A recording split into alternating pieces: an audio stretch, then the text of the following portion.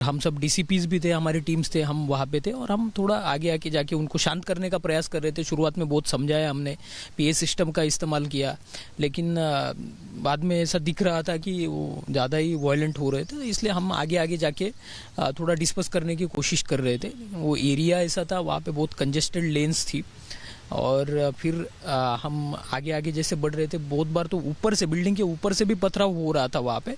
और बाद में ऐसा भी हमें दिखने को मिला कि उनके हाथ में शस्त्र है, लाठी और पत्थर तो थी, लेकिन उसके साथ पेट्रोल की बॉटल्स भी हमें देखने को मिल रही थी। तो हमारी एक टीम थी, वो इनको जब डिस्पर्स कर रहे थे, वो एक घर में 2 लोग घुस गए, तो वहाँ पे हमारी टीम सर्च के लिए गई। तो टीम बाहर आ नहीं रही थी, तो मैं चेक करने के लिए अंदर गया। जब देखा मैंने तो वहाँ पे थोड़ा सर्च वगैरह चल रहा था, और जैसे मैं बाहर आया तो एक दूसरी गली से 100 के करीब मॉब वहाँ पे पहुँच गया और वो सीधा वो घर ही टारगेट करने वाले थे। तो द नेचुरल रिस्पांस मेरा यही था कि उनको घर के पास ना आने दिया जाए, और मैं ज़ोर ज़ोर से चिल्लाने लगा अपनी टीम को कि जल्दी बाहर निकलो, और मैंने आगे जाके इनको रोका। तो जिनके पास लाठी पत्थर थे वो थोड़े पीछे चले गए, लेकिन एक के पास कुल्हाड़ी थी, उसने वो कुल्हाड़ी का वार किया। मतलब जैसा वार किया था उसने मेरे सर को ही टारगेट किया था। तो मैंने डिफेंड करने के लिए हाथ आगे किया तो हाथ पे एक घाव लगा है, ये डीप वुंड है। लेकिन उतने में अपने टीम भी बाहर निकलने में कामयाब रही और हम बाहर आए, और बाद में रेइंफोर्समेंट भी वहाँ पे आई और इस तरह से ये इंसिडेंट हुआ है। लेकिन उसके बाद भी हमारे टीम्स, मतलब ये सब इंसिडेंट में कुछ अधिकारी, कुछ हमारे कांस्टेबल्स, उनको बहुत सारे पत्थर्स लगे हैं, बहुत सारे लोग इंजर्ड हुए हैं। लेकिन नागपुर पुलिस टीम और एसआरपीएफ की टीम, इन्होंने जिस तरह से आगे जाके क्राउड को नियंत्रित किया है, और बाद में उसके बाद 1 घंटे में तो पूरी तरीके से कंट्रोल पुलिस ने कर लिया था। समझ पाने में काफ़ी दिक्कत हो गई, देर हो गई, क्या समझते हैं? क्योंकि आप जब वहाँ थे तो काफ़ी कम की संख्या में थे और अचानक से सैकड़ों की भीड़ आपके ऊपर टूट पड़ती है, तो यहाँ पर क्या जो सूचना तंत्र है उसका एक रोल यहाँ पर होता है कि इन्फॉर्मेशन क्या आपको पहले से थी, ऐसा हो सकता है, या फिर ये लोग नमाज अदा करके जैसे ही निकले? और एक और भी बात पूछना चाहूंगा इसके साथ ही कि एक व्हाट्सएप ग्रुप भी क्या कोई काम कर रहा था इनके बीच?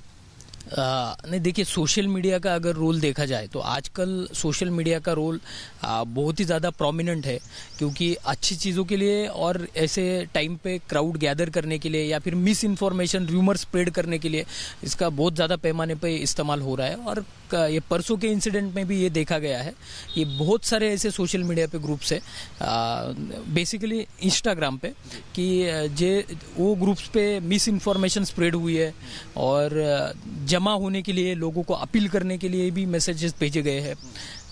Those groups have been identified जो थे, और उनके एडमिन और वहाँ के मेंबर्स, वो भी आइडेंटिफाई करने की हमारी जो इन्वेस्टिगेशन है वो इट्स इन प्रोसेस, वो हो जाएगा सब आइडेंटिफाई। लेकिन यस, सोशल मीडिया का रोल रहा है इसमें। एटीएस की एंट्री की बात हो रही है कि इसके अंदर वो एंगल भी तलाशा जा रहा है, क्योंकि जो पत्थरबाजी हुई, या फिर वो संभल की घटना देख लें, कश्मीर में जिस तरह पत्थरबाजी होती है, आपने इसे करीब से देखा है, क्या लगता है ये मॉड्यूल कौन सा है? देखिए, अभी तो मतलब that's a part of investigation, इसमें कुछ बाहर आता है क्या। लेकिन मैंने जैसे आपको बोला कि जब हम 9 बजे के बाद अंदर वो एरिया में गए तो बिल्डिंग के ऊपर से भी पथराव हुआ था, तो वो तो स्पॉन्टेनियस नहीं हो सकता।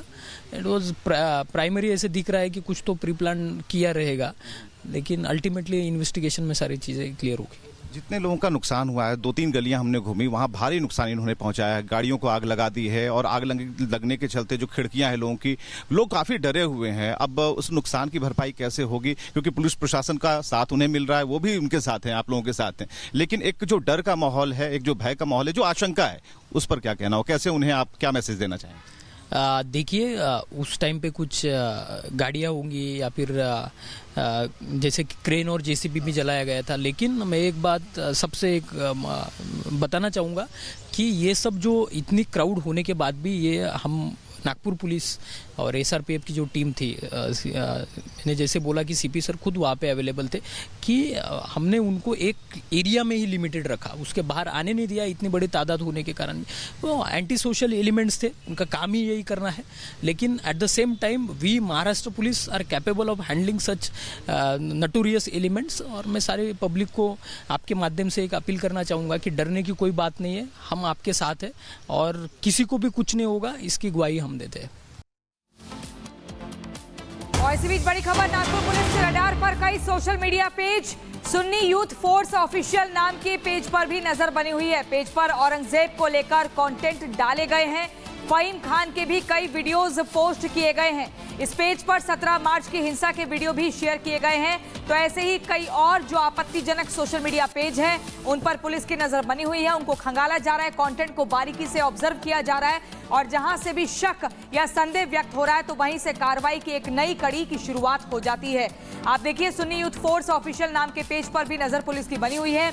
सोशल मीडिया पेज पर औरंगजेब को लेकर कंटेंट्स डाले गए हैं और ये एक नहीं दो नहीं बल्कि कई कंटेंट वीडियोस डाले गए हैं जिसको लेकर यहां से शक और ज्यादा गहराता जा रहा है। फहीम खान के भी कई वीडियो इस पेज पर पोस्ट किए गए हैं और ऐसे ही कई और सोशल मीडिया पेज है जो पुलिस की निगरानी पर है, पुलिस के रडार पर है। नागपुर पुलिस के रडार पर कई सोशल मीडिया के पेज हैं, तस्वीरें आप देख रहे हैं। कुछ ऐसी वीडियोस जो हैं वो पोस्ट की गई है और नागपुर हिंसा जिस दिन भड़की थी वो सब कुछ भी इस पेज पर अपलोड किया गया है। तो शिकंजे में हिंसा का सरगना फहीम तो आ चुका है, लेकिन अब जितने भी और सोशल मीडिया के पेज हैं जिस पर आपत्तिजनक कंटेंट पोस्ट किया गया है उसको लेकर निगरानी। जहां पे नागपुर हिंसा केस में अब तक 51 आरोपी गिरफ्तार किए जा चुके हैं। मास्टरमाइंड फहीम समेत 51 आरोपी अरेस्ट हो चुके हैं। तो जरा बताएं आपको कि किस तरीके से नागपुर हिंसा में अब तक टोटल 51 आरोपी ऐसे हैं जिनको पुलिस ने दबोच लिया है, अरेस्ट कर लिया है। फहीम खान जो कि पूरे हिंसा का मास्टरमाइंड है वो भी आज पुलिस के हाथ में चढ़ गया और अब टोटल 51 आरोपी ऐसे हैं जिनको पुलिस ने गिरफ्तार कर लिया है। 21 मार्च तक जो सभी आरोपी उनकी कस्टडी है उनसे पूछताछ की जाएगी, उनके जो मोबाइल फोन खंगाले जाएंगे। जानने का ये प्रयास होगा कि आखिर इसके पीछे की मंशा क्या, कब इकट्ठा हुए थे, मैसेज क्या आया था, क्या फोन आया था और इसके पीछे और कौन चेहरे हैं और कौन कौन लोग हैं जिनके कहने पर इस हिंसा को अंजाम दिया गया, भीड़ को बुलाया गया, इसके बाद नारेबाजी करवाई गई और छोड़ दिया गया गलियों में उत्पात मचाने के लिए। तो अब तक पूरी हिंसा में, नागपुर हिंसा मामले में 51 आरोपी गिरफ्तार किए जा चुके हैं। फहीम खान जो कि पूरे के पूरे हिंसा का मास्टरमाइंड है, जिसके कहने पर भीड़ इकट्ठा हुई, जिसके कहने पर भीड़ ने तांडव किया, वो फहीम खान भी आज पुलिस के हाथ में चढ़ चुका है, गिरफ्तारी हो चुकी है। तो ये बड़ी खबर आपको बता रहे हैं। नागपुर हिंसा के जो आरोपी हैं 51 नामजद आरोपी आप टीवी स्क्रीन पर देख रहे हैं उनके नाम, और ये वही सब लोग हैं जिनको गिरफ्तार किया जा चुका है। हालांकि यहां पर अभी संख्या बढ़ेगी और गिरफ्तारी के आंकड़े के साथ साथ ये नामों की जो लिस्ट आप देख रहे हैं ये भी बढ़ेगी। लेकिन मास्टरमाइंड फहीम खान गिरफ्तार हो चुका है, जिसके एक इशारे पर 500 लोग इकट्ठा हो चुके थे। ये वही फहीम खान है जो एमबीपी पार्टी का अध्यक्ष है और 2024 के लोकसभा चुनाव में भी लड़ा था। तो देखिए, जिस तरीके से यहाँ पे हमने बताया कि कौन कौन से वो नाम, कौन कौन से वो चेहरे, 51 आरोपी ऐसे जो अरेस्ट हो चुके हैं, लेकिन वो नाम कौन कौन से जरा समझ लीजिए। ये भी ये नागपुर हिंसा के पूरे आरोपियों की पूरी लंबी चौड़ी फहरिस्त है। ये 51 चेहरों के नाम है, 51 लोगों के नाम है जिन्होंने जो हिंसा की उसमें अलग अलग जगहों पर जाके आगजनी की। यासिर शेख, शेख फयाज, शेख एहफाज, मोहम्मद अल्ताफ, जुमान रजाक से लेकर के तमाम वो नाम, ये 51 नाम ऐसे हैं जिन्होंने हिंसा की और पूरे के पूरे नागपुर को आंख में झोंक दिया, तांडव किया, आगजनी की, पेट्रोल बम चलाए, बख्शा नहीं महिलाओं को भी, बख्शा नहीं।